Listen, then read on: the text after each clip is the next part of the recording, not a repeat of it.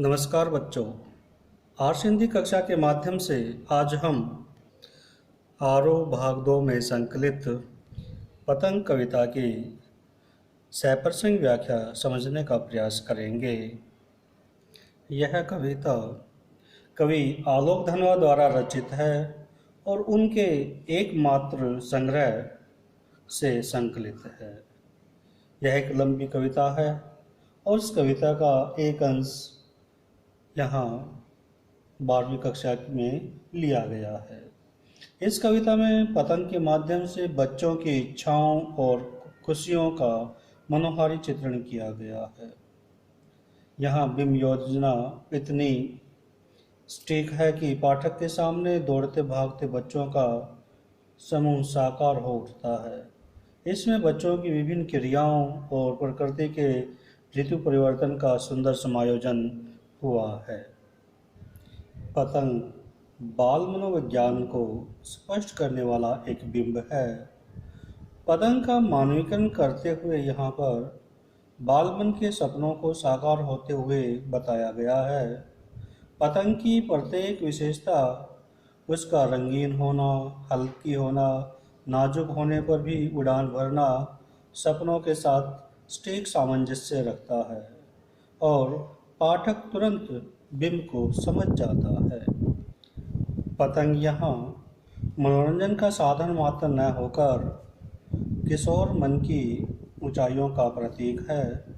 कवि ने यहाँ पर सबसे पहले भादों के महीने के बीतने का और स्वच्छ सुबह होने का वर्णन करते हुए कहा है कि सबसे तेज बौछारे गई भादो गया सवेरा हुआ, खरगोश की आंखों जैसा लाल सवेरा सर्द आया पुलों को पार करते हुए अपनी नई चमकीली साइकिल तेज चलाते हुए घंटी बजाते हुए जोर जोर से चमकीले इशारों से बुलाते हुए पतंग उड़ाने वाले बच्चों के झुंड को चमकीले इशारों से बुलाते हुए और आकाश को इतना मुलायम बनाते हुए कि पतंग ऊपर उठ सके, दुनिया की सबसे हल्की और रंगीन चीज उड़ सके, दुनिया का सबसे पतला कागज उड़ सके, बांस की सबसे पतली कमानी उड़ सके, कि शुरू हो सके सीढ़ियों, किलकारियों और तितलियों की इतनी नाजुक दुनिया।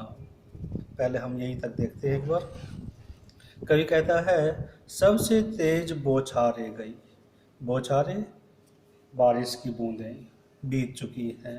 भादो गया, भादो भाद्रपद महीने का नाम है। जिस प्रकार हमने 10वीं कक्षा में बाल गोविंद भगत में हमारे भारतीय वर्ष के जो कैलेंडर है, उस भारतवर्ष का कैलेंडर है, उसके महीनों को पढ़ा था, वैसे यहाँ पर भी भादो का जो महीना है, भाद्रपद का है, उसका वर्णन किया गया है कि भाद्रपद का महीना व्यतीत हो चुका है, जो बारिश का महीना होता है, और इसके साथ बरसात समाप्त हो चुकी है। सवेरा हुआ, सवेरा हुआ का मतलब सुबह हो गई है। अब मन बिल्कुल साफ सुथरा हो गया है, स्वच्छ हो गया है। यहाँ ये कहना चाहा है कि भादों के महीने में छाने वाले काले बादल अब हट गए हैं, जिनसे अंधेरा रहता था, और अब आकाश बिल्कुल साफ सुथरा दिखाई देता है, एक नई सुबह जैसा लगता है। और उसमें क्या होता है, खरगोश की आंखों जैसा लाल सवेरा। जो सवेरा है, सुबह का समय है, वो कैसा है, खरगोश की आंखों जैसा लाल है। जिस प्रकार खरगोश की आंखों में लाली होती है, गुलाबी रंग होता है, वैसा ही सुबह का जो आकाश है, आसमान है, वो नमी और गुलाबी रंग से, लाल रंग से परिपूर्ण है। और इसके साथ साथ क्या हो रहा है, अब शरद आया पुलों को पार करते हुए, शरद ऋतु का आगमन हो रहा है और वो नदी नालों को, पुलों को पार करते हुए प्रवेश कर रहा है, उसका आगमन हो रहा है। यहाँ शरद ऋतु का मानवीकरण किया गया। जिस प्रकार मनुष्य चलकर आता है, वैसे यहाँ पर शरद ऋतु के आने का वर्णन किया गया है। अपनी नई चमकीली साइकिल तेज चलाते हुए, नई साइकिल जो चमचमाती हुई है, अर्थात सूरज की जो किरणें हैं वो सर्वत्र छाई हुई हैं और वो ऐसी लग रही है जैसे साइकिल चलाकर किसी के पास जा रहा हो तेजी से। घंटी बजाते हुए जोर जोर से, और जोर जोर से घंटी बजाते हुए, नई साइकिल, जब कोई बच्चा नई साइकिल लेकर आता है तो उसको बहुत तीव्रता से, बहुत तेज गति से चलाता है, साथ में उसकी घंटी बजाता रहता है। वैसे ही जब बरसात के बाद शरद ऋतु का आगमन होता है तो उस नई ऋतु का आगमन भी ठीक उसी प्रकार से होता हुआ प्रतीत होता है। साथ में वो क्या करता है, चमकीले इशारों से बुलाते हुए पतंग उड़ाने वाले बच्चों को के झुंड को, अब वो क्या कर रहा है कि वो सभी बच्चों को बता रहा है कि अब वर्षा ऋतु का जो समय है वो बीत चुका है, अब आसमान बिल्कुल साफ हो गया है और पतंगें उड़ाई जा सकती हैं। इस साफ सुथरे आसमान में पतंगों को उड़ाया जा सकता है। चमकीले इशारों से बुलाते हुए और आकाश को इतना मुलायम बनाते हुए कि पतंग ऊपर उड़ सके। कहता है कि उनको अपने चमकीले इशारों से बुला रहा है, साथ में आकाश को भी इतना नर्म और मुलायम बना दिया, इतना अनुकूल बना दिया है कि उसमें पतंग उड़ सके, ऊपर उड़ सके, पतंग को उड़ाया जा सके। इस प्रकार का वहाँ पर वातावरण बन गया है। यहाँ जो पतंग है ये सपनों का प्रतीक है, और कवि चाहता है कि प्रत्येक युवावस्था जिसके मन में जो सपने हैं उन सपनों को वो साकार करने की चेष्टा करे, कोशिश करे। और साथ में फिर आगे बताया कि दुनिया की सबसे हल्की और रंगीन चीज उड़ सके, दुनिया का सबसे पतला कागज उड़ सके। कवि चाहता है कि दुनिया की सबसे हल्की चीज जो है पतंग का के माध्यम से कवि ने सपनों को लिया है कि जो मन के जो सपने होते हैं वो बहुत ही हल्के होते हैं, उनको बस जगह चाहिए, सबसे हल्की चीज़ होती है उस संसार में। और रंगीन चीज़, रंगीन सपने होते हैं, उनमें अनेक तरह की कल्पनाएं होती हैं। दुनिया का सबसे पतला कागज उड़ सके, जिस प्रकार पतंग का कागज सबसे महीन होता है, पतला होता है, जो हवा के साथ आकाश में उड़ता है, वैसे ही बच्चे भी अपने सपनों के सहारे सपन लोक में उड़ते हैं, विचरण करते हैं। बांस की सबसे पतली कमानी उड़ सके, पतंग को सहारा देने के लिए बांस की पतली पतली कमानियां लगाई जाती हैं जिनसे वो उड़ने में सहायक होती है। उसी प्रकार कवि कहता है कि बच्चों को सपनों के सहारे ही आकाश में उड़ना होता है, सपन लोक में उड़ना होता है। कि शुरू हो सके सीटियों, किलकारियों और तितलियों की इतनी नाजुक दुनिया। आकाश में उड़ती हुई पतंगें, भांति भांति रंग बिरंगी पतंगे, अनेक प्रकार आकार की पतंगे ऐसी लगती हैं जैसे रंग बिरंगी तितलियां, नाजुक तितलियां आकाश में उड़ रही हैं। और उन पतंगों को उड़ते हुए देखकर सीटियों और किलकारियों की आवाज़ भी आती हैं। बच्चे उल्लास से, जोश से चिल्लाते हैं, सीटियां बजाते हैं। ठीक उसी प्रकार जब बच्चों के सपने पूरे होते हैं तो प्रफुल्लित होते हैं, उनके मन में एक विशेष प्रकार का जोश होता है, उनमें एक उमंग होती है। यहाँ पर यही बात कवि ने साकार रूप से प्रकट करने की कोशिश की है। जन्म से ही वे अपने साथ लाते हैं कपास, पृथ्वी घूमती हुई आती है उनके बेचैन पैरों के पास। जब वे दौड़ते हैं बेसुध, छतों को भी नरम बनाते हुए, दिशाओं को मृदंग की तरह बजाते हुए, जब वे पेंग भरते हुए चले आते हैं डाल की तरह लचीले वेग से अक्सर। यही तक एक बार देखते हैं। कवि यहाँ कह रहा है कि जन्म से ही वे अपने साथ लाते हैं कपास, कपास रुई, कच्ची रुई जिसको धुना नहीं गया है, पीना नहीं गया है।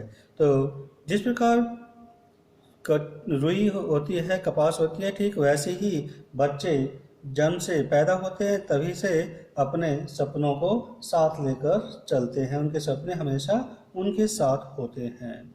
पृथ्वी घूमती हुई आती है उनके बेचैन पैरों के पास।